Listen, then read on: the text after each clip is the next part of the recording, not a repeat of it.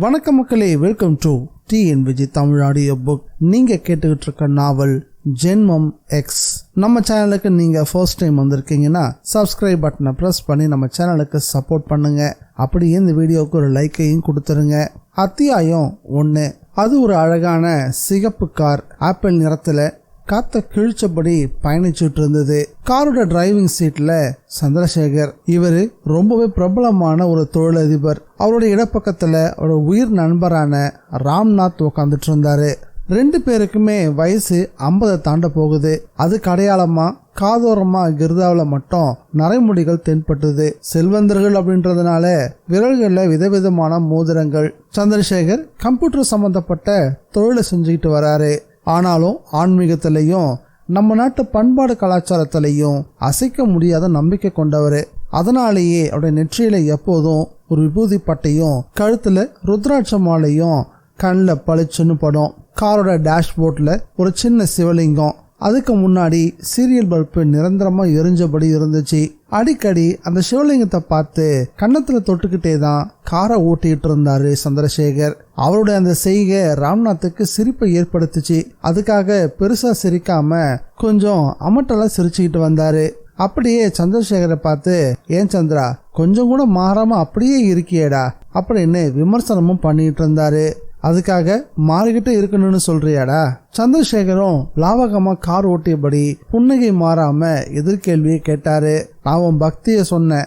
சின்ன வயசுல பள்ளிக்கூடம் போகும்போது வழியில மொட்டை பிள்ளையார் கோயிலை பார்த்தா கன்னத்துல போட்டுக்குவ. இப்போ காருக்குள்ள ஒரு பெரிய லிங்கத்தை வச்சு அதை பார்த்து கன்னத்துல போட்டுக்கிற. மொத்தத்துல எப்ப பாரு கன்னத்துல போட்டுக்கிற. அதுல நீ மாறவே இல்லடா. அதை தான் சொன்னேன். பக்தி தாண்டா என்னோட சக்தி, இது தெரியாதா உனக்கு அப்படின்னு கேட்டாரு சந்திரசேகர். அடேங்கப்பா, பக்தியே ஒரு சக்தியை நினைக்கிற அளவுக்கு நீ வந்துட்ட போல இருக்கு அப்படின்னு கிண்டலா சொன்னாரு ராம்நாத். முட்டாள், உடம்புக்கு உணவால சக்தினா மனசுக்கு நினைவால தாண்டா சக்தி. அந்த நினைவு பக்தி நினைப்பாவே இருந்துட்டா பக்தியே சக்தியா மாறிடும். இது தெரியாதா உனக்கு?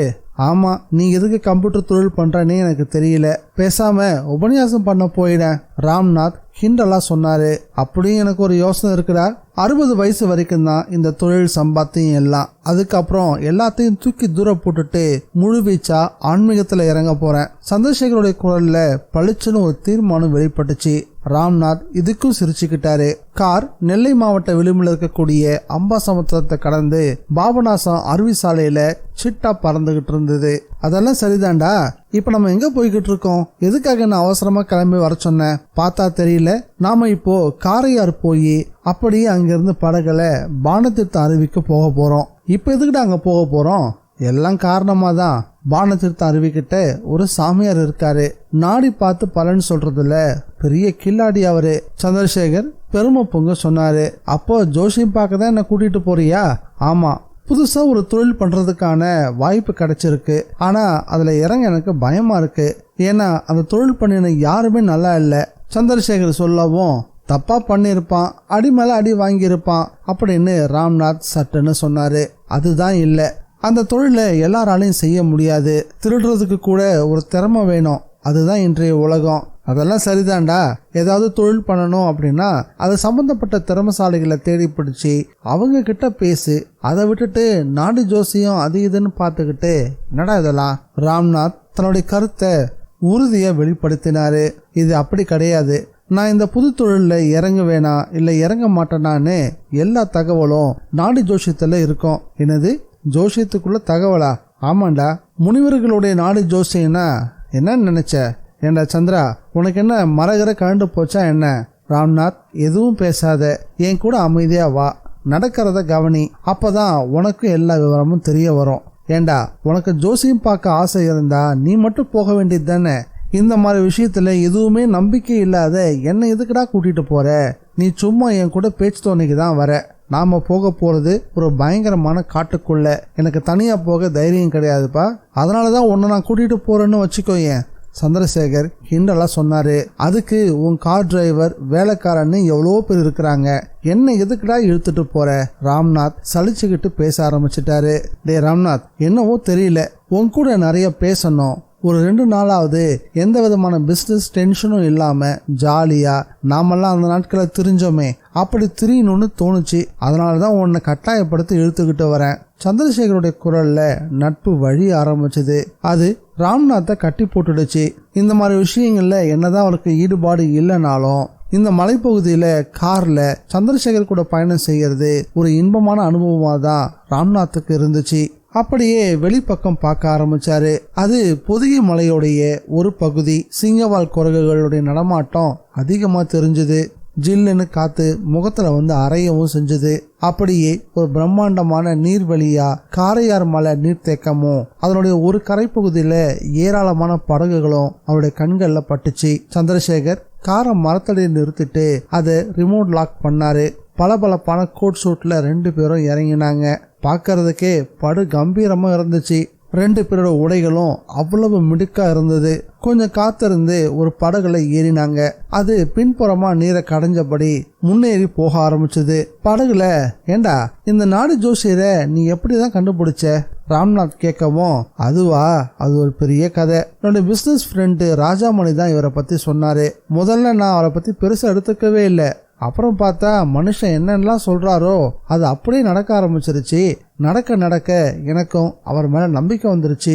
இதை கேட்டதும் ராம்நாத் சிரிச்சுக்கிட்டு, எது நடக்குமோ அதை சொல்லி உன்னை கவுத்துட்டான்னு நினைக்கிறேன் அப்படின்னு கிண்டல் பண்ணாரு. ராம்நாத்தோடைய இந்த வார்த்தைகளை கேட்டதும் சந்திரசேகருக்கு கொஞ்சம் லேசா கோபமும் வந்துருச்சு. ராம்நாத், நீ நினைக்கிற மாதிரி லாட்ஜில் ரூமை போட்டுக்கிட்டு இல்லாததையும் பொல்லாததையும் சொல்லக்கூடிய ஜோசியர் இவர் கிடையாது. உண்மையிலேயே இவர் பெரிய ஞானி, முக்காலத்தையும் உணர்ந்தவர். சந்திரசேகர் ரொம்ப சீரியஸா சொல்லவும், ஞானியோ கினியோ ஒன்னால எனக்கு ஒரு நாள் வீணா போயிருச்சு. இருந்தாலும் இந்த காரையார் அணையும் இந்த தண்ணியும் எனக்குள்ள ஒரு புது உற்சாகத்தை ஏற்படுத்துது. ராம்நாத் அப்படி சொன்னப்போ அவருக்கு சில அடி தூரத்துல தண்ணீர் பரப்புக்கு மேல ஒரு முதலை வாயை லேசா திறந்து காட்டிட்டு திரும்பவும் தண்ணீருடைய அடிப்பகுதிக்குள்ள மூழ்க ஆரம்பிச்சுது. அந்த காட்சியை பார்த்ததும் ராம்நாத் உறைஞ்சு போயிட்டாரு. அத்தியாயம் 2. அருவி பாயக்கூடிய சத்தம் ஹோன்னு கேட்டுக்கிட்டு இருந்தது. படகு பானதீர்த்த கதறையில ஒதுங்கி நின்னுச்சு. ராம்நாத்தும் சந்திரசேகரும் இறங்கிக்கிட்டாங்க. சார், நான் சாயந்தரமா காத்திருக்கட்டுமா? படகுக்காரர் கேட்கவும் சந்திரசேகரும் அதுக்கு ஆமோதிச்சாரு. இதை கேட்டதும் ராம்நாத் அதிர்ச்சியோட, டே சந்திரா, என்னடா நம்ம திரும்பி வர்றதுக்கு சாயந்தரம் ஆயிடுமா என்ன அப்படின்னு கேட்டாரு. ஆமா ராம்நாத், நம்ம இங்கிருந்து காட்டுக்குள்ள ரொம்ப தூரம் போக வேண்டியது இருக்கு. நாம பார்க்க வந்திருக்கிறது ஒரு சாமியார. அவரு நிஷ்டையில இருந்தா காத்திருக்கும்படி ஆயிடும். நாம காத்திருந்துதான் அவர்கிட்ட நாடு ஜோசியம் பார்க்கவும் முடியும். எவ்வளவு நேரம் ஆகுன்னு திட்டவட்டமா சொல்லவே முடியாது. சந்திரசேகர் நடந்தபடியே பேச பேச ராம்நாத்துக்கு எரிச்சலா வந்துருச்சு. என்ன சந்திரா, நீ எனக்கு எவ்வளவு வேலைகள் இருக்கு தெரியுமா? அதெல்லாம் போட்டது போட்டபடியே விட்டுட்டு நீ கூப்பிட்டன்னு நான் வந்திருக்கேன். ராம்நாத், கொஞ்சம் அவசரப்படாத, என்ன சகிச்சுக்கோ. நான் உன்கிட்ட தான் மனசை விட்டு பேச முடியும். சந்திரசேகர் கெஞ்சக்கூடிய குரல்ல சொன்னதும், டே சந்திரா, அப்படி உன் மனசுல வெளியில சொல்ல முடியாத அளவுக்கு என்னதான் பிரச்சனை இருக்கு? கொஞ்சம் புரியும்படி தான் சொல்ல. ராம்நாத், வெளியில யார்கிட்டையும் சொல்லிடாத. இது என் மனைவிக்கு கூட தெரியாது. எனக்கு அடிக்கடி வயிற்றுல வலி வரும். டாக்டர் கிட்ட போய் காட்டினேன். ஸ்கேன் பண்ண சொன்னாரு. சரின்னு ஸ்கேன் பண்ணினேன். பார்த்தா வயிற்றுல கட்டி. சந்திரசேகர் சொல்லவும், அதனால என்ன, ஆபரேஷன் பண்ணி எடுத்துட வேண்டியது தானே?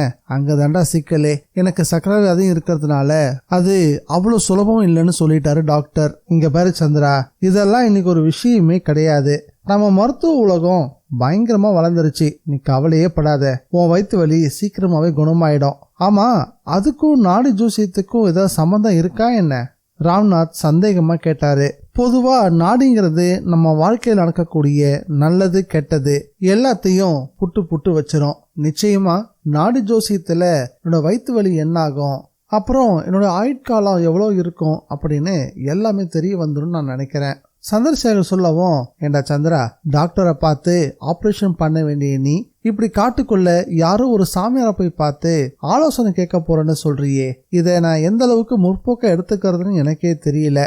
அந்த அருவிக்கரை பக்கம் அடர்ந்த காட்டுக்குள்ள ராம்நாத்தும் சந்திரசேகரும் ஒரு ஒற்றையடி பாதை வழியா கவனமா பார்த்தபடியே பேசிக்கிட்டே நடந்தாங்க. அருவி பாயக்கூடிய சப்தம் மெல்ல தேஞ்சி அவங்க அந்த பானதீர்த்த காட்டுக்குள்ள உள்ளடங்கி வந்துட்டாங்கன்னு சொல்லாம சொல்லிட்டு இருந்தது.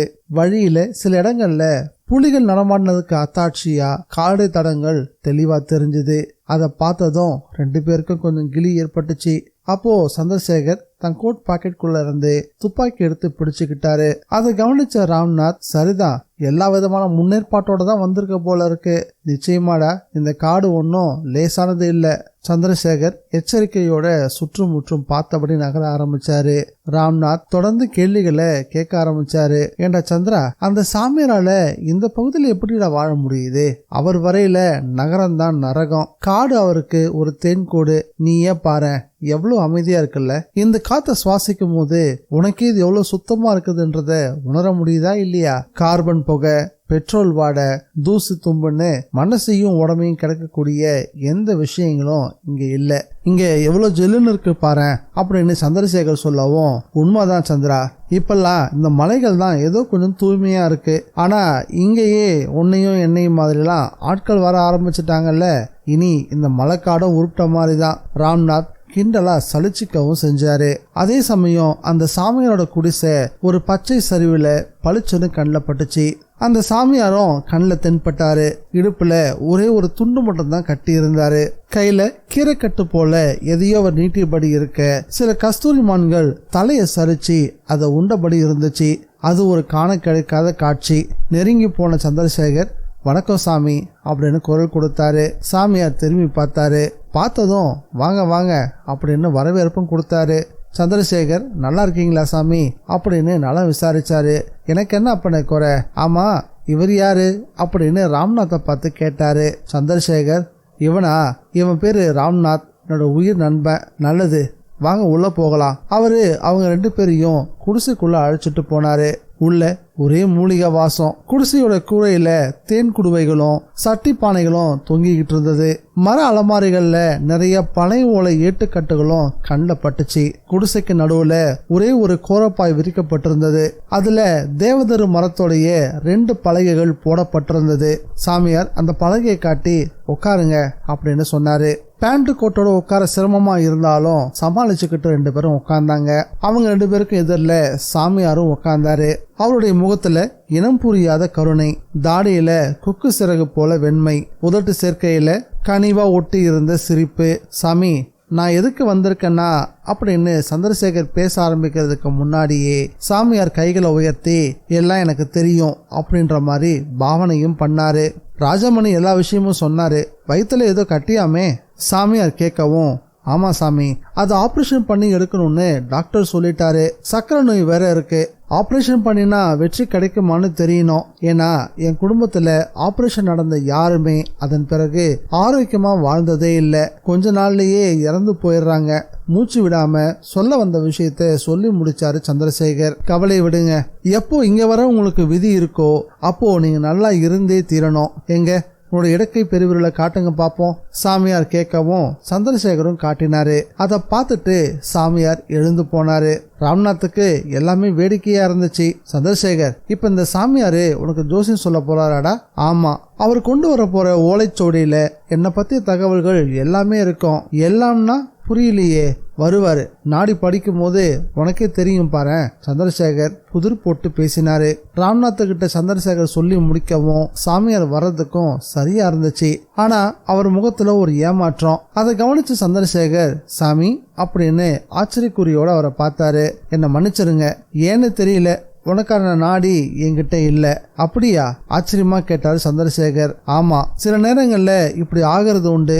யாருக்கு நாடி இருக்கோ அவங்க தான் என்ன பார்க்க வருவாங்கன்னு நீங்களே சொல்லுவீங்களே. உங்க கருத்துப்படி இப்போ உங்களை பார்க்க நான் வந்திருக்கேன். எப்படி நாடு இல்லாம போகும்? அதை தான் நானும் யோசிச்சேன். பிறகுதான் தெரிஞ்சது நீ உனக்காக வரலன்ற உண்மை எனக்கு புரிஞ்சுது. சந்திரசேகர் புரியாம, என்ன சாமி சொல்றீங்க, எனக்கு புரியல. சாமியாரோட பார்வை அடுத்த நொடி ராம்நாத் பக்கம் திரும்பிச்சு. இதை கவனிச்சு சந்திரசேகர், அவன் என் கூட சும்மா தான் வந்தான் சாமி அப்படின்னு சொன்னாரு. இல்ல, உங்க நண்பருக்கு இங்க நாடி நிச்சயம் இருக்கும். அவரும் இன்னைக்கு என்கிட்ட வந்து நாடி பார்க்கணும்னு விதி இருக்கு. இல்லனா இப்படி எல்லாம் நடக்கவே நடக்காது. இதை கேட்டதும் சந்திரசேகர் ஆச்சரியத்துல, அப்போ இவன் என் கூட சும்மா வரலையா? நாடி பார்க்க தான் நானே இவனை கூட்டிட்டு வந்தனா அப்படின்னு கேட்டாரு. சந்திரசேகர்கிட்ட ஒரு விதமான பரபரப்பு தென்பட்டுச்சு. சாமியாரோட இந்த பதில கேட்டதும் ராம்நாத் கொஞ்சம் கிண்டலா சிரிச்சாரு. இதை கவனிச்ச சந்திரசேகர், ராம்நாத் அப்படின்னு கண்களாலேயே கண்டிக்கவும் ஆரம்பிச்சாரு. தெரியுண்டா சந்திரசேகர், இந்த சாமியாருங்களே இப்படிதான், அதுலயும் இவர் ஜோசியர் வேறையா, கேட்கவா வேணும்? ராம்நாத் படபடன்னு புரிய ஆரம்பிக்கவும், அப்படிலாம் பேசாத ராம்நாத், என்னத்த சொல்ல, இதுக்குதான் நான் இந்த மாதிரி விஷயத்தெல்லாம் ஈடுபடுறதே கிடையாது. சும்மா இருந்த என்ன இப்படி போய் மாட்டி விட்டுட்ட பாரு. உனக்கு ஜோசியம் பார்க்கணும், சும்மா கூட வாடான்னு என்ன கூட்டிட்டு வந்த. ஆனா இவர் என்ன சொல்றாரு, நான் ஜோசியம் பார்க்க வந்தேன்னு வேற சொல்றாரு.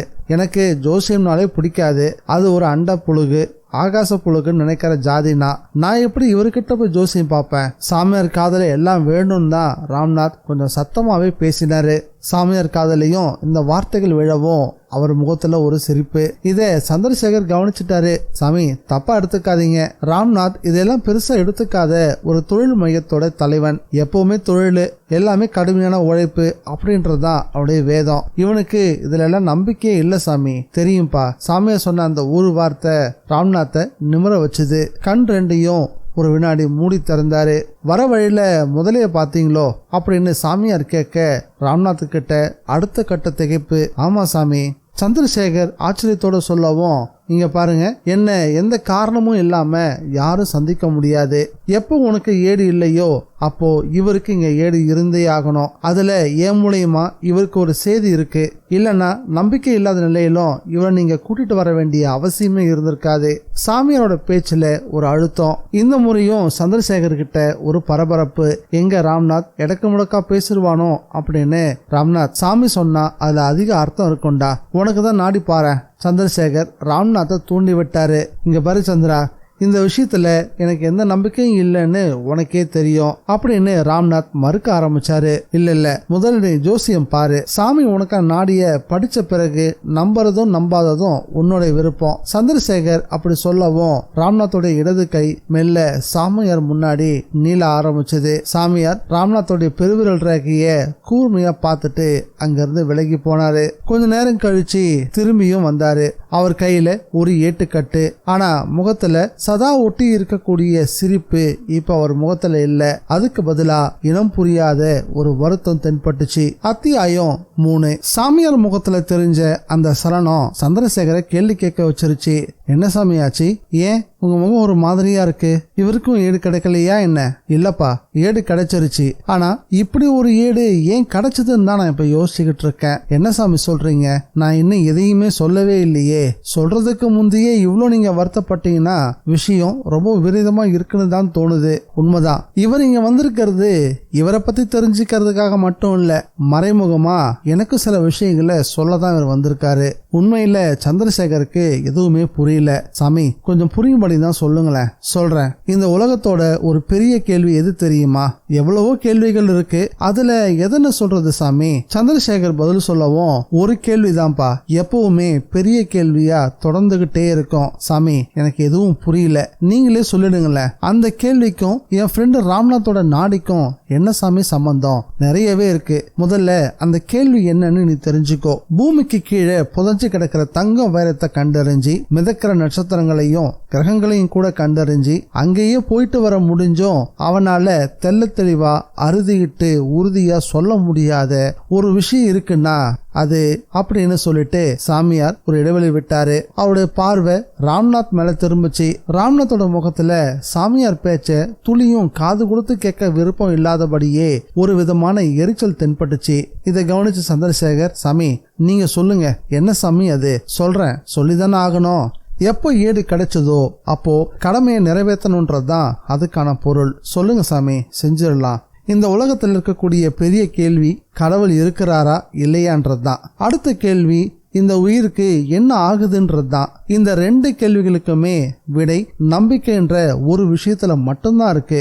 உதாரணத்துக்கு ஒரு நாற்காலி இருக்குன்னா அதை செஞ்சவன் இருந்தே தீரணும். ஒரு வீடு இருந்தா அதை கட்டின ஒருத்தன் இருந்தே ஆகணும். அதே மாதிரி இவ்வளோ பெரிய பூமி இருக்குன்னா இதை படைச்ச ஒருத்தனும் இருந்துதானே ஆகணும். இதுல என்ன சாமி சந்தேகம்? நீ என்ன சந்தேகம்னு கேக்குற.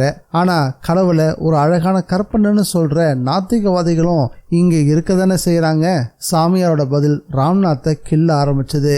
ஐயா, எதுக்கு சம்பந்தம் இல்லாதபடி ஏதேதோ பேசுறீங்க? என் ஏடு என்ன சொல்லுது அதை சொல்லுங்க. அதை விட்டுட்டு அப்படின்னு எரிஞ்சு விழ ஆரம்பிச்சாரு ராம்நாத். சொல்றேன்ப்பா, உன்னோட ஏடு உலகத்துல 2வது பெரிய கேள்வியான இறந்த பிறகு உயிர் என்ன ஆகுதுன்ற கேள்விக்கு பதிலா வந்திருக்கு. புரியுற மாதிரி கொஞ்சம் சொல்லுங்களேன். நீ உன் மனசை திடப்படுத்தி வச்சுக்கோ. உனக்கு இந்த உலக வாழ்க்கையில இன்னும் மிச்சம் இருக்கக்கூடியது 108 நாட்கள் தான். இன்னையிலிருந்து 108வது நாள் உன் உயிர் உன்னை விட்டு பிரிஞ்சு போயிடும். சாமி, என்ன இது இப்படி ஒரு குண்டை தூக்கி போடுறீங்களே? சந்திரசேகர் குறுக்கிட்டு படப்படத்தாரு. நான் எங்கப்பா சொன்னேன், இந்த ஏட்டை எழுதுந்து பிருகு அப்படின்ற முனிவர். சந்திரசேகர் கிளம்புடா முதல்ல. இவர் சாமி பூதன்னு ஏதோ பிடிக்கை போடும் போதே நினைச்சேன் இப்படி ஏதாவது சொல்லுவார்னு. அப்பதானே நான் பயந்து போய், சாமி நான் எப்படியாவது உயிர் வாழ்ந்தாகணும், அதுக்கு என்ன பரிகாரம்னு சொல்லுங்க அப்படின்னு நான் கேட்பேன். இவரும் அதை கொடு இதை கொடுன்னு இஷ்டத்துக்கும் கேட்கலாம் பாரு. ராம்நாத் சீரியபடி எழுந்து நின்னாரு. சந்திரசேகருக்கு இந்த கோபம் ஒரு விதமான அச்சத்தை கொடுத்துருச்சு. ஆனா சாமியார்கிட்ட எந்த சலனமும் இல்ல. நெற்றிய விரல்களால தேய்ச்சி விட்டுக்கிட்டாரு. சந்திரசேகர் திகைப்பா சாமியார கூர்ந்து பார்த்தாரு. ராம்நாத்தோ எழுந்து அந்த குடிசை விட்டு வெளியேறியும் போயிட்டாரு. சந்திரசேகர் மட்டும் சாமியார ஒருவித குழப்பத்தோட பார்த்தாரு. ஏன்பா நீ போகலையா? சாமி, என்ன சாமி நீங்க? நான் உங்களை முழுசா நம்புறவன். சந்தோஷம், நீ வந்த வேலை முடிஞ்சிருச்சு. நான் உன் நண்பனுக்கு தெரிய வேண்டிய விஷயத்தையும் தெரிவிச்சுட்டேன். நீயும் புறப்படலாம் அப்படின்னு சொன்னாரு சாமியார். உண்மைதான். ஆனா இப்படி ஒரு விஷயத்தை தெரிஞ்சுக்கிறதுக்காகவா நாங்க இங்க வந்தோம்? இல்ல, இதுக்கு பின்னாடி இன்னும் சில விஷயங்கள் இருக்கு. சாமி, என்ன சாமி அது? சீக்கிரம் சொல்லுங்களேன் அப்படின்னு சந்திரசேகர் மறுபடியும் படபடத்தாரு. என்னை மன்னிச்சிருப்பா, இதை நான் உன் நண்பன்கிட்ட தான் சொல்ல முடியும். அவன் தான் எழுந்து போயிட்டானே, திரும்பி வருவான்ப்பா. நிஜமாவா சொல்றீங்க? சத்தியமா சொல்றேன் சாமி. அவன் திரும்பி வரதை விட எனக்கு முக்கியமான விஷயம் இன்னொன்னு இருக்கு. தெரியும், இந்த சாவுல இருந்து தப்பிக்க ஏதாவது வழி இருக்கான்னு என்கிட்ட கேட்க போற அதானே? ஆமா சாமி, அவனுக்கு பின்னாடி பெரிய குடும்பமே இருக்கு. 100கணக்கான தொழிலாளர்கள் இருக்காங்க. அதுக்கு நான் என்னப்பா பண்ண முடியும்? நாள் கணக்கு முடிஞ்சிட்டா அப்போ இந்த உலகத்தை விட்டு நம்ம போய் தானே தீரணும். இல்ல சாமி, நீங்க அப்படி ஒரு வார்த்தையை மட்டும் சொல்லவே கூடாது. மார்க்கண்டேயனை கூட விதி முடிஞ்சிருச்சுன்னு தான் எவன் துரத்தினான். ஆனா சிவன் வந்து தடுத்து காப்பாத்தலையா என்ன? மார்க்கண்டேயன் விதியில ஈசன் வந்து காப்பாத்துவார்னு இருந்துச்சுப்பா. அப்போ என் நண்பன் உயிர் பிழைக்க வழியே இல்லையா? எனக்கு தெரிஞ்சு வாய்ப்பே கிடையாது. உயிரோட பயணம் எப்படிப்பட்டதுன்றதுக்கான விடைய சொல்ல போறான் உன் நண்பன். சாமி, உங்க காலில் கூட நான் விடுறேன், தயவு செஞ்சு ஒரு நல்ல வழியை காட்டுங்க. சந்திரசேகர் கெஞ்சவே ஆரம்பிச்சிட்டாரு. எனக்கு தெரிஞ்சு ஒரே ஒரு வழிதான் இருக்கு. என்ன சாமி அது? சந்திரசேகர் பாஞ்சபடி கேட்டாரு. நான் சொன்னபடி உன் நண்பன் 108 நாட்கள்ல இறக்க போறது உறுதி. இந்த நொடியில இருந்து அது தொடர்பான விஷயங்கள்லாம் நடக்க ஆரம்பிக்கும். அப்படின்னா நீயும் உன் நண்பனும் திரும்பி போகும்போது உங்க எதிரில் ஒரு குருட்டு பிச்சைக்காரன் வருவான். அது மட்டும் இல்ல, வழியில நீங்க ஒரு கர்ப்பவதியையும் சந்திப்பீங்க. அப்படியே ஒரு விலைமகள் தேடி வந்து உன் நண்பனை கட்டி பிடிப்பா. என்ன சாமி சொல்றீங்க? அதிர்ச்சியில சந்திரசேகர் கேட்கவும், இதை நான் சொல்லலப்பா, நாடியில பாட்டு சொல்லுது அப்படின்னு சொன்ன சாமியார் அந்த பாட்டை பாடவே செஞ்சாரு. மௌனமா அதை கேட்டபடி சாமியாருக்கு ஒரு வணக்கத்தை சொல்லிட்டு அங்கிருந்து கிளம்பி வெளியே வந்தாரு சந்திரசேகர். குடிசைக்கு வெளியில அந்த மலை வெளியில அங்கங்க பலாமரங்கள் தென்பட்டுச்சு. அடிபாகத்துல எல்லாம் கொத்து கொத்தா காஞ்சி கிடக்கக்கூடிய சில பலாக்கள் பழுத்தும் பிளந்து இருந்தது. உள்ள இருந்த பலாசொலைகள் அணில்களால பீச்சு எரியப்பட்டிருந்தது. அதை வேடிக்கை பார்த்தபடி இருந்தாரு ராம்நாத். சந்திரசேகர் வரவும் இலக்காரமும் ஒரு சிரிப்பை சிரிச்சாரு. ராம்நாத், எதுக்கு இப்படி சிரிக்கிற? சிரிக்காம அந்த சாமியாரு இன்னும் வேற என்னெல்லாம் புழுகினாரு. அவர் அப்படிப்பட்டவர் இல்ல ராம்நாத். சரி, உங்ககிட்ட வேற என்னதான் சொன்னாரு? நீ திரும்பி வந்து அவரை பார்ப்பேன்னு சொன்னாரு. சரி கிளம்புவோம். கிளம்ப தானே வேணும். ஆனா ஆனாவும் இல்ல ஆவனாவும் இல்ல. இப்ப ஆளை விடு. அவர் உங்ககிட்ட என்ன வேணா சொல்லி இருக்கட்டும். அவர் சொன்ன எதுவும் எனக்கு தெரிய தேவையில்லை. ஆனா ஒண்ணு மட்டும் உறுதியா சொல்றேன்டா, என் உடம்பு கல்லு மாதிரி இருக்கு. போன வாரம் கூட டாக்டர் கிட்ட காமிச்சேன். ரத்த அழுத்தம், சர்க்கரைன்னு எல்லாமே நார்மல். நான் இன்னும் 100 வருஷம் நல்லா இருப்பேன். சரி, புறப்படலாமா? ராம்நாத் நம்பிக்கையோட பேசவும் அவரை பார்த்து பெருமூச்சு விட்டபடியே பின்தொடர்ந்து போக ஆரம்பிச்சாரு சந்திரசேகர். அத்தியாயம் 4. பானதீர்த்த காட்டோடைய அருவிக்கரை பகுதிக்கு சந்திரசேகரும் ராம்நாத்தும் வந்து சேர்ந்தாங்க. சந்திரசேகர் எதுவுமே பேசாம இறுகின முகத்தோட இருந்தாரு. அவருக்குள்ள சாமியார் சொன்ன சாட்சிகள் குறித்த பயம் பெருசா நிறைஞ்சிருந்தது. ஒருவேளை சாமியார் சொன்ன மாதிரி மட்டும் நடந்துட்டா ராம்நாத்தோட வாழ்க்கையும் சரியா 108 நாட்கள்ல முடிஞ்சிடும். அதே நேரத்துல படகுக்காரன் சொன்னபடியே திரும்பி வந்து காத்திருந்தான். 2 பேரை பார்த்ததும் சிரிச்சான். 2 பேரும் படகுல ஏறிக்கிட்டாங்க. படகு சீர தொடங்குச்சு. சந்திரசேகர் மட்டும் இன்னுமே கூட இறுக்கமா தான் இருந்தாரு. ஆனா ராம்நாத் சூழ்நிலைய நல்லா ரசிச்சபடி வந்தாரு. பரந்த நீர்வெளி, அதுக்கு மேல திரும்பவும் முதலைகள் தெரியுதா அப்படின்னு பாக்கறதுலயே குறியா இருந்தாரு. சாமியார் சொன்ன எந்த ஒரு விஷயமும் ராம்நாத்தை பெருசா பாதிச்ச மாதிரியே தெரியல. அதுக்கு காரணமும் இருந்துச்சு. அவரு தன்னுடைய வாழ்நாள்ல சுயமா பாடுபட்டு முன்னுக்கு வந்தவரு. எதனாலோ கடவுள் பற்றியோ ஆன்மீகம் பற்றியோ அவர் நினைச்சது கூட இல்லை. அதுக்கான நேரமும் அவருக்கு இல்லை. ஏன் இன்னும் சொல்ல போனா தோணவே இல்லைன்னு கூட சொல்லலாம். கடவுளை பத்தி நினைக்காம இருக்கிறதுனாலையும் கோயிலுக்கு போகாம இருக்கிறதுனாலையும் அவர் ஒன்னும் தாழ்ந்து போயிடல. அவருடைய தொழில் முயற்சிகளும் தோத்து போகவே இல்லை. இதனால கூட சாமியார் மாதிரி இருக்கக்கூடிய பெரிய மனுஷங்க மேல ஒரு மதிப்பு மரியாதையும் அவருக்கு வரவே இல்லைன்னு கூட சொல்லலாம். பொதுவா திடீர் கோட்டீஸ்வரம் வயிற்றில் பிறக்கக்கூடிய பிள்ளைகளுக்கு சாமானிய மற்றும் ஏழை ஜனங்களுடைய மன உணர்ச்சிகள் சுலபமா விளங்காது. அவங்களுக்கு எல்லாமே உட்கார்ந்த இடத்துல தானாவே கிடைச்சிரும். ஒரு குச்சி மிட்டாய்க்கு கூட பாமர குழந்தை அழுது அடம்பிடிச்சாகணும். உடம்புல ஓடக்கூடிய ரத்தம் எல்லாருக்குமே சிகப்பு நிறம்தான். ஆனா பகட்டு வாழ்க்கை வாழக்கூடியவங்களுக்கு இது தெரியறதுக்கான வாய்ப்பு ரொம்பவே கம்மி. சாதாரணவங்களுக்கு உடம்புல பூக்கக்கூடிய வேர்வையில ரத்தமும் சேர்ந்துதான் இருக்கும். இந்த உலகத்துல பகட்டா வாழக்கூடியவங்களுக்கு துன்பன்றது கூட ஆச்சரியமான விஷயமா தான் சில நேரங்கள தோணும். பெரும்பாலும் துன்பத்தோட ரேகை படியாதவங்க கடவுளை பத்தி நினைக்கிறதே இல்லை. அவங்கெல்லாம் கடவுள்னு ஒருத்தர் இருக்காரு அப்படின்ட்டு தெரியாம கூட வாழ்ந்தபடிதான் இருப்பாங்க. அவங்களுக்கு முன்னாடி கடவுளே தோன்றினாலும் இந்த பூமியில வாழக்கூடிய கோடான கோடி பேர்கள்ல அவரும் ஒருத்தர் தான் அப்படின்னு கடவுளை ரொம்ப சாதாரணமா பார்க்க ஆரம்பிச்சிருவாங்க. கிட்டத்தட்ட இதே நிலையில தான் ராம்நாத் இருந்தாரு. அதனாலவோ என்னவோ சாமியார் சொன்னபடி நாடி ஜோதிடமோ அதன் தாக்கமோ அவர்கிட்ட துளியும் இல்லை. சாமியார் ஏதோ உளறி கொட்டினதாதான் இது வரைக்கும் அவர் நினைச்சுக்கிட்டு இருக்காரு. ஆனா சந்திரசேகரோட நிலைமை இதுக்கு நேர் எதிராக இருந்துச்சு. அவரு படு பயங்கரமான பீதியில இருந்தாரு. நாடி ஜோதிடத்தோட மகிமை அவருக்கு நல்லாவே தெரியும். அதுலயும் இந்த சாமியார் 3 காலங்களையும் ஊடுருவி பார்க்கக்கூடியவரு. அவர் சொல்லி நடக்காத விஷயம் இல்லை. அதனாலதான் மனசுக்குள்ள ஒரு விதமான பய உணர்ச்சி சந்திரசேகருக்கு மேலோங்கி நின்னுச்சு. படகு நீர்வெளியை கிழிச்சபடி பயணம் பண்ணிக்கிட்டு இருந்தது. ராம்நாத்தை பார்க்க ஆசைப்பட்ட முதல்ல ஒண்ணு நீர்பரப்புக்கு மேல தன்னோட சிதிலான முகத்தை காட்டியபடி வந்துட்டு மறுபடியும் உள்ள போயிருச்சு. எப்பவுமே த்ரில்லான விஷயங்களை நேர்ல பார்க்கறதுக்கான ரசனை அவருக்கு ரொம்பவே ஜாஸ்தி. சார் முதல்ல அப்படின்னு படகுக்காரனும் அதை பார்த்துட்டு கத்தினா. ராம்நாத் அதை பார்த்துட்டு வாய் பிளந்துட்டாரு. சந்திரசேகருக்கோ அந்த முதல்ல ராம்நாத்தை விழுங்குறதுக்காகவே வர மாதிரி தான் தோண ஆரம்பிச்சுது. படகுக்காரனும் அதுகிட்ட படகை செலுத்த ஆரம்பிச்சான். அதை பார்த்ததும் யோ உனக்கு அறிவு இருக்கா, அதுகிட்ட ஏன் போற அப்படின்னு பலமா கத்த ஆரம்பிச்சிட்டாரு சந்திரசேகர். அதெல்லாம் ஒன்றும் பண்ணாது சார், தினம் நாங்களாம் இதுங்களை பார்த்துக்கிட்டே தானே இருக்கோம் அப்படின்னு சொன்னான் படகுக்காரன். ராம்நாத்துக்கு இதை பார்த்ததும் குபீர்னு சிரிப்பே வந்துருச்சு. என்ன சந்திரா முதல்ல என்ன விழுங்குறன்னு பயப்படுறியாக்கும் அப்படின்னு கேட்டாரு.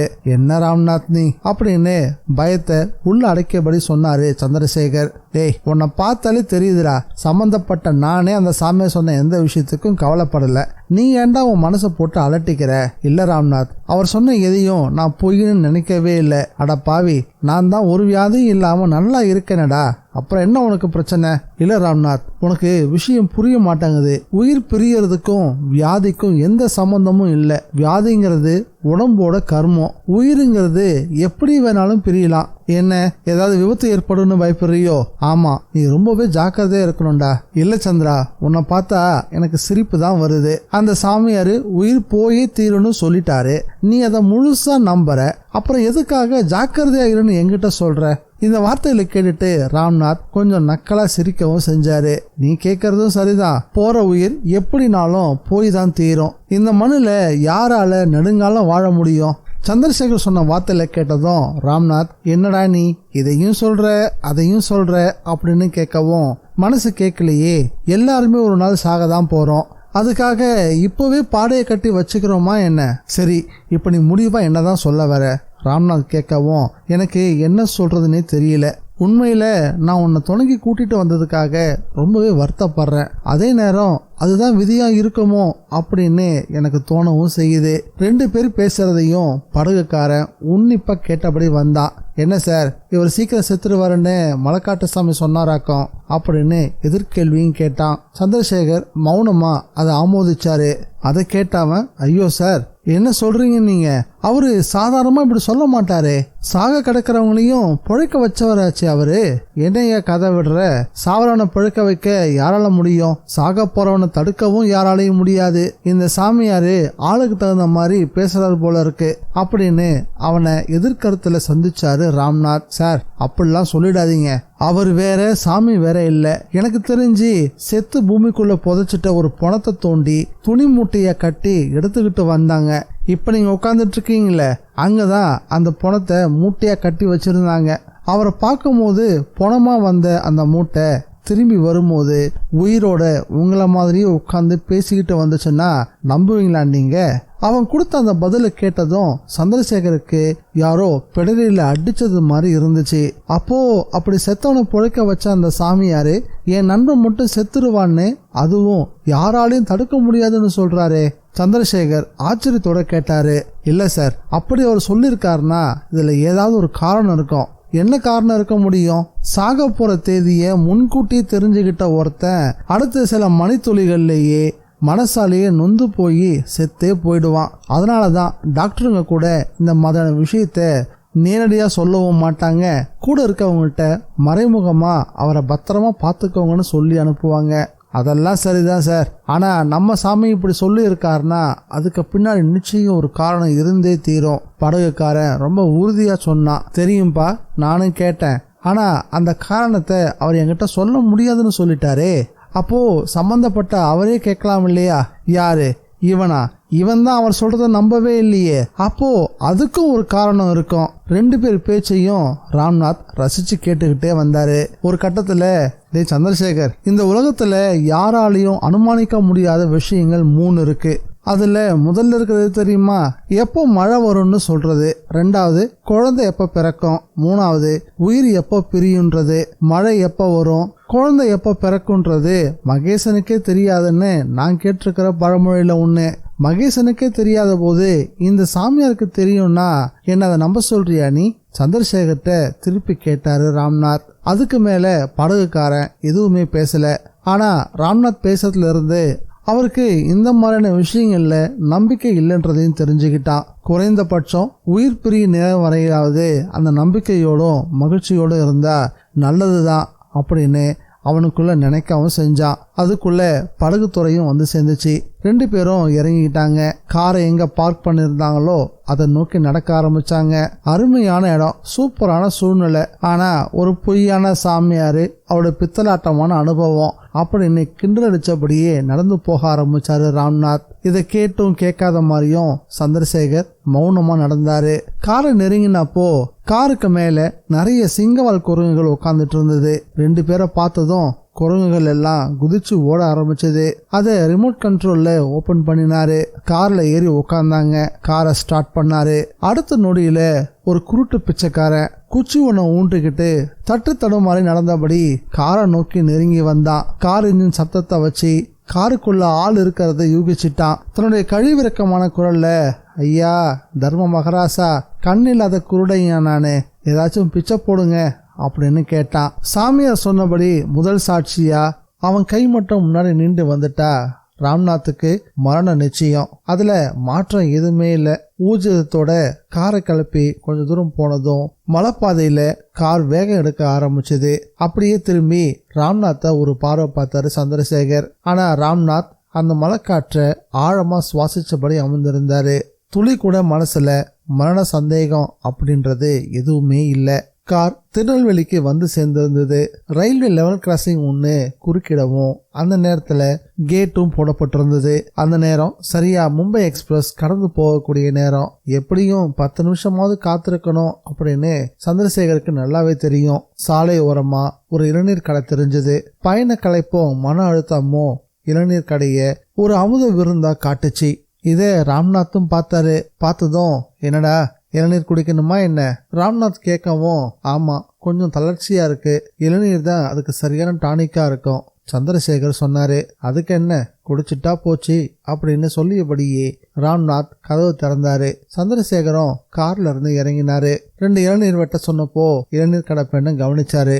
8 மாச கர்ப்ப வயிறு அவளுக்கு. அதற்கு பிறகு அவ வெட்டி கொடுத்த இளநீர் சந்திரசேகருக்கு இனிக்கவே இல்லை.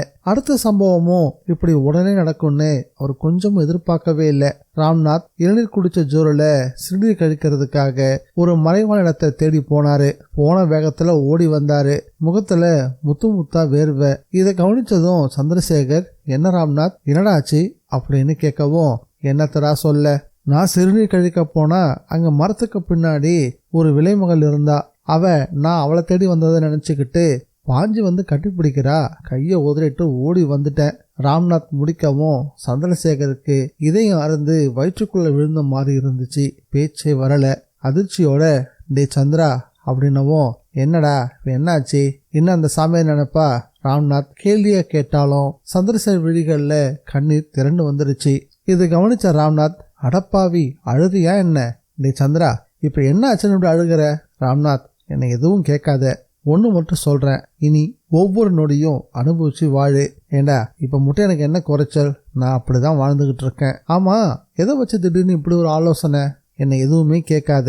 சந்திரசேகருக்கு ரொம்பவே வாழ்க்கை வெறுத்து போச்சு. புரிஞ்சு போச்சுடா, 108 நாள் தான் அந்த சாமியார் சொல்லிட்டார்ல, அதை நீயும் நம்பிட்ட. அதனால இருக்கிற கொஞ்ச நாள அனுபவிக்க வழி சொல்றியாக்கும். ராம்நாத் இந்த கேள்வி கேட்டும் கூட சந்திரசேகர் தந்து எந்த பதிலுமே இல்லை. அத்தியாயம் 5. மணி இரவு 11 ஆச்சு. மெயின் ஹால்ல கிடந்த சோஃபால கொட்டை கொட்டை விழிச்சபடி உக்காந்துட்டு இருந்தா சகுந்தலா, ராம்நாத்தோட ஆசை மனைவி. வயசு 45 ஆகுது.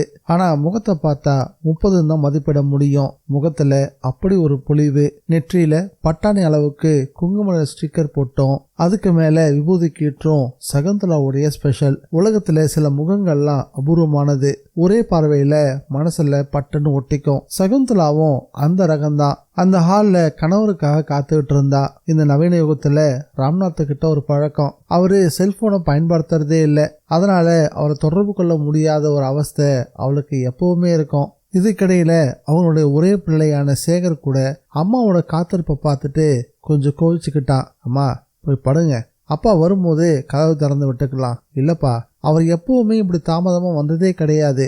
ஒரு ஃபோன் கூட பண்ணி சொல்லவே இல்லை. அதான் எனக்கு என்னவோ எதுவும்னு ஒரே கவலையா இருக்கு. அப்பா என்ன சின்ன குழந்தையாம்மா, எல்லாம் வருவாரு, போய் படுங்க. தன்னோட பையன் சேகர் என்ன சொன்னாலும் அதை அவ மனசு ஏத்துக்கவே இல்லை. கலக்கமான கண்களோட வாசல் பக்கம்தான் பார்த்தா. இது கவனிச்ச அவன், சரி நான் படுக்க போறேன், அப்பா வரட்டும், என் கச்சேரியை நான் காலையில வச்சுக்கிறேன் அப்படின்னு சொல்லியபடியே படுக்கையறையை நோக்கி போக ஆரம்பிச்சான். அவன் கதவு தொடக்கூடிய நேரத்துல காருடைய ஹாரன் சத்தம் கேட்டுச்சு. மெயின் கேட்டு திறக்கப்படும் ஓசையும் கலவையா காதல வந்து விழுந்துச்சு. சந்திரசேகர் தன் காரை செலுத்தி போர்ட்டிகோல வந்து நிறுத்தினாரு. ராம்நாத்தும் இறங்கினாரு. இறங்கும் போதே ஒரு ஃபோன் கூட பண்ணலைங்கன்னு சகுந்தலா இன்னைக்கு சரம் மாதிரியா கேள்வி கேட்க போறா அப்படின்னு சிரிச்சபடியே உள்ள நுழைஞ்சாரு ராம்நாத். சந்திரசேகரும் பின் தொடர்ந்தாரு. ராம்நாத் சொன்ன மாதிரியே எதிரில சகுந்தலா, ஏங்க இப்படியா பொறுப்பு இல்லாம இருப்பீங்க, ஒரு ஃபோன் கூட அவங்களால பண்ண முடியல அப்படின்னு காரசாரமா பேச ஆரம்பிச்சுட்டா. சகுந்தலாவை பார்த்த சந்திரசேகருக்கு கொஞ்சம் போல நெஞ்சு அடைக்க ஆரம்பிச்சிருச்சு. சந்திரசேகரை பார்த்ததும், அடடே அண்ணனா நீங்களும் வந்திருக்கீங்களா, வாங்கனே வாங்க அப்படின்னு சகுந்தலா வரவேற்க ஆரம்பிச்சுட்டா. சந்திரசேகரும் மனசுக்குள்ள இருந்த சோகத்தை வெளிக்காட்டிக்காம மேலோட்டமா சிரிச்சாரு. சகுந்தலாவுடைய மங்கள தோற்றம் அவரை என்னவோ பண்ணுச்சு. டேய் நீயே சொல்லுடா, எங்க போனோம், என்ன ஆச்சு, ஏன் போன் பண்ணலன்னு எல்லா கேள்விக்கும் நீயே பதில் சொல்லு. குறிப்பா அந்த 108 நாள் இருக்குல்ல, அந்த சமாச்சாரத்தை மறந்துடாத. ராம்நாத் சொல்லிபடியே சோஃபால உட்காந்து ஷூவை கழட்ட ஆரம்பிச்சுட்டாரு. சகுந்தலாவுக்கும் ஆர்வம் தொற்றுக்குச்சு. என்னன்னு என்ன சொல்றாரு இவரு அப்படின்னு சந்திரசேகர்கிட்ட கேள்வி கேட்க ஆரம்பிச்சா. அட நீ வேறம்மா, நான் ஒரு வேலையா பாபநாசம் பானதீர்த்த வரைக்கும் போக வேண்டியதா இருந்துச்சு. கூட வாடான்னு கூட்டிட்டு போனேன். திரும்பி வரும்போது கொஞ்சம் தாமதமாயிடுச்சு. இவ்வளவு நேரம் ஆகுன்னு தெரியாது, சாரிமா அப்படின்னு சொன்னாரு. என்னன்னு நீங்க சாரிலாம் சொல்லிக்கிட்டு இருக்கீங்க? ஆமா, பானதீர்த்தத்துக்கு எதுக்குன்னு போனீங்க? அங்க குளிக்கிறதுக்கு தானே போவாங்க, ஏன் ஜோசியம் பார்க்க கூடாதா? சாக்ஸ உதறியபடி ராம்நாத் ஒரு கேலி சிரிப்போட சொன்னாரு. ராம்நாத் நீ கொஞ்சம் வாயை முடிக்கிட்டு சும்மா இருடா. சந்திரசேகர் ராம்நாத்தை அதட்டினாரு. அட நீ ஒண்ணு, நான் எப்படி இந்த ஜாதகம் ஜோசியத்தை எல்லாம் கண்டுக்கிறது இல்லையோ அதே மாதிரிதான் சகுந்தலாவும். சும்மா சொல்லு, அந்த சாமியார் அளந்து விட்ட எல்லாத்தையும் ஒண்ணு விடாம சொல்லுடா. சந்திரசேகர் சொல்லும்படி ராம்நாத் தூண்டி விட ஆரம்பிச்சாரு. ராம்நாத் நீ கொஞ்சம் வாயை மூடுறியா? அவர் எதுவும் சொல்லல, நீயும் எதுவும் கேட்கல, போதுமா? அம்மாடி முதல்ல இவனுக்கு சாப்பாடு போடு, உனக்கு அப்புறமா நான் போன் பண்றேன். சந்திரசேகர் பேசுறதை தவிர்க்க ஆரம்பிச்சாரு. அண்ணே என்னாச்சு, ஏதோ சொல்ல வந்துட்டு அது வேண்டாம்னு தவிர்க்கிற மாதிரில தெரியுது. இப்படி பாதையில ஒரு விஷயத்த விட்டுட்டு போனா எனக்கு தூக்கமே வராது. சரிம்மா, நான் சுருக்கமா சொல்றேன். பானதீர்த்த மலைக்காட்டுல ஒரு சாமியார் இருக்காரு. அவரு நாடு ஜோசியம் பார்க்கறதுல கில்லாடி. என் தொழில் விஷயமா ஜோசியம் பார்க்க போனேன். இவன் கூட பேசி ரொம்ப நாளாச்சா, இவனும் கூட வரட்டுமேன்னு சும்மா கூட்டிட்டு போனேன். ஆனா எனக்கு அவரால் ஜோசியம் பார்க்க முடியல. ஏன்னா என் சம்பந்தப்பட்ட ஏடு கிடைக்கல. ஒரு ஆச்சரியம் பாரு, உன் புருஷனுக்கு ஏடு கிடைச்சிருச்சு. அதுல அவன் 108 வருஷம் இந்த பூமியில வாழ்வான்னு வந்துச்சு. சந்திரசேகர் புழுகி விடவும் அப்படியா அப்படின்னு ஆச்சரியப்பட்டா சகுந்தலா. இதை கேட்டதும் ராம்நாத், டேய் புழுகாதடா, அவரை விட நீ என்ன பெரிய புழுகனா இருக்கியே. சகுந்தலா, அங்க நடந்ததே வேற, அதை நான் சொல்றேன் கேட்டுக்க. என்னோட ஆயுள் இன்னும் வெறும் 108 நாட்கள் தான். இதை அந்த சாமியாரு அழுத்தம் திருத்தமா சொல்லிட்டாரு. எப்படி இருக்கு அப்படின்னு கேட்டுட்டு ராம்நாத் வேகமா சிரிக்க ஆரம்பிச்சிட்டாரு. ஆனா சகுந்தலா அப்படி சிரிக்கல, அதிர்ந்து போயிட்டா. அண்ணே என்னண்ணே இது அப்படின்னு சந்திரசேகரை பார்த்தா. மா இவன் உளறாமா, சும்மா உன்னை பயமுறுத்தி பாக்குறான். சந்திரசேகர் சமாளிக்க முயற்சி பண்ணாரு. டேய் சும்மா சொல்ற, சகுந்தலா எதுக்கும் பயப்படாதவடா, சும்மா தைரியமா சொல்லு. ராம்நாத் மறுபடியும் சந்திரசேகரை தூண்டி விட, போதுண்டா, விளையாடுறதுக்கும் ஒரு அளவு இருக்கு. அம்மாடி நான் வரேன், இவன் எது சொன்னாலும் நம்பாத, அவ்வளவுதான் சொல்லுவேன். நான் இவனை டிராப் பண்ணிட்டு போக மட்டும் வரல, இவன் இப்படி உளருவான்னு எனக்கு நல்லாவே தெரியும். அதான் உங்ககிட்ட சொல்லிட்டு போகலான்னு வந்தேன். இதெல்லாம் என்னடான்னு கேட்டா ஏதோ விளையாட்டு த்ரில்லு அப்படின்னு சொல்லிக்கிட்டு இருக்கான். சரிம்மா நான் கிளம்புறேன்னு சொல்லிட்டு சந்திரசேகர் படு வேகமா எழுந்தாரு. அண்ணே இருங்க, நீங்களும் சாப்பிட்டுட்டு போங்க. சகுந்தலா சொல்லவும், அது சரி, அங்க உன் அண்ணியும் உன்ன மாதிரியே காத்துக்கிட்டு இருப்பா, நான் போய் அவளை கம்பெனி தர வேண்டாம் அப்படின்னு சொல்லிட்டு அங்கிருந்து புறப்பட்டாரு சந்திரசேகர். சந்திரசேகர் அங்கிருந்து கிளம்பி போனதும் சகுந்தலா ஒரு பெருமூச்சோட ராம்நாத் பக்கம் திரும்பினா. அவளை பார்த்ததும், என்ன டார்லிங் ஒரே குழப்பமா இருக்கா என்ன? பின்ன என்னங்க, மணியை பாருங்க, இதுவா விளையாடுற நேரம்? நான் எங்க விளையாடினேன்? பின்ன அண்ணன் என்னன்னு சொல்லிட்டு போறாரே, அவன் ஒரு கிறுக்க, அப்படிதான் சொல்லுவான். நீயே சொல்லு, ஒருத்தர் உயிர் பிரிய போற நேரத்தை யாராலையாவது துல்லியமா சொல்ல முடியுமா என்ன? ராம்நாத் கேட்ட கேள்விக்கு இல்ல எனக்கு புரியல அப்படின்னு சொன்னா சகுந்தலா. அது ஏன் கேக்குற, அந்த மலையில ஒரு சாமியாரு, அவரு ஆசையா ஜோசியம் பார்க்க வந்த அவனை விட்டுட்டு நீ ஜோசியம் பார்க்க வந்தது உனக்கு இல்ல உன் நண்பனுக்காகன்னு சொல்லி என்ன பார்த்து கை காட்டினா என்ன அர்த்தம்? சரிங்க, அவரு உங்களுக்கு 108 நாள் தான் ஆயுள்னு சொன்னாரா? பின்ன அப்பதான் நான் பயப்படுவேன். உடனே அவரும் இந்த பரிகாரம் அந்த பரிகாரம்னு சொல்லி எங்கிட்ட இருந்து காசு பிடுங்கலாம் பாரு. ராம்நாத் கேள்வியோட டைனிங் டேபிள் நோக்கி நடக்க ஆரம்பிச்சாரு. ஆனா சகுந்தலா முகத்துல பீதி பரவ ஆரம்பிச்சிருந்தது. என்ன சகுந்தலா, நீ கூட இதெல்லாம் நம்ப ஆரம்பிச்சுட்ட, ஏன் அமைதி ஆயிட்ட அப்படின்னு இதை கவனிச்ச ராம்நாத் கேட்கவும், இல்லைங்க யாரோ ஒரு ஜோசிக்காரன் சொன்னான்னா காசுக்காக வாயில வந்ததை சொல்றான் அப்படின்னு நினைக்கலாம். ஆனா இத சொன்னது யாரோ ஒரு சாமியார்னு சொல்றீங்க. ஆமா சாமியார் தான். இப்பெல்லாம் இந்த காலத்து சாமியார் தானே ஃப்ராட் தன்மையை பண்றாங்க. இல்லைங்க அப்படிலாம் இல்ல. போதும் சகுந்தலா, நீயும் பேசுறத பார்த்தா நீயும் அவ சொன்னதை நம்புவ போல தெரியுதே. இல்லைங்க அது அப்படின்னு தடுமாற ஆரம்பிச்சுட்டா சகுந்தலா. பைத்தியம், ஒருத்தரோட சாவை முன்னாடியே தெரிஞ்சுக்க முடியும்னா இந்த உலகத்தை ஆட்டி படைக்கிற எவ்வளவோ பேரோட ஆயுள் முடிவை தான் முதல்ல எல்லாரும் தெரிஞ்சுக்க பார்ப்பாங்க. நீ ரொம்ப முற்போக்கா எதையும் பாக்குறவன் தான் நான் நினைச்சேன். ஆனா நீ என்னடா அந்த காலத்து கர்நாடகா மாதிரியே இருக்கியே. சரிங்க, இன்னும் அவர் வேற என்னெல்லாம் சொன்னாரு? போச்சுடா, உனக்கு இப்ப அந்த சாமியாரு என்னெல்லாம் சொன்னான்னு அவசியம் தெரிஞ்சாகணுமா? எப்போ அந்த சாமியாரு என்னோட ஆயுள் வெறும் 108 நாட்கள் தான் அப்படின்னு சொன்னாரோ அப்பவே நான் எழுந்து வெளியே போயிட்டேன். மற்ற விஷயங்கள சந்திரசேகர் தான் அந்த சாமியார் கிட்ட கேட்டுட்டு இருந்தான். சரிங்க, நான் அண்ணன்ட்டே கேட்டுக்கிறேன், எதுக்கும் நீங்க அப்படின்னு மேற்கொண்டு சகுந்தலாவால பேசக்கூட முடியல. மலுக்குன்னு கண்ணீர் திரண்டு வர ஆரம்பிச்சிருச்சு. ராம்நாத் அவருடைய பாசத்தை பார்த்து ரொம்பவே நெகிழ்ந்தும் போயிட்டாரு. இந்த நாவல் உங்களுக்கு பிடிச்சிருக்கா இல்லையான்றத மறக்காம கமெண்ட்ல பதிவு பண்ணுங்க. நம்ம சேனலுக்கு நீங்க ஃபர்ஸ்ட் டைம் வந்திருக்கீங்கன்னா சப்ஸ்கிரைப் பட்டனை பிரஸ் பண்ணி நம்ம சேனலுக்கு சப்போர்ட் பண்ணுங்க. மீண்டும் இந்த நாவலுடைய இறுதி பகுதியில் சந்திக்கலாம். Bye guys.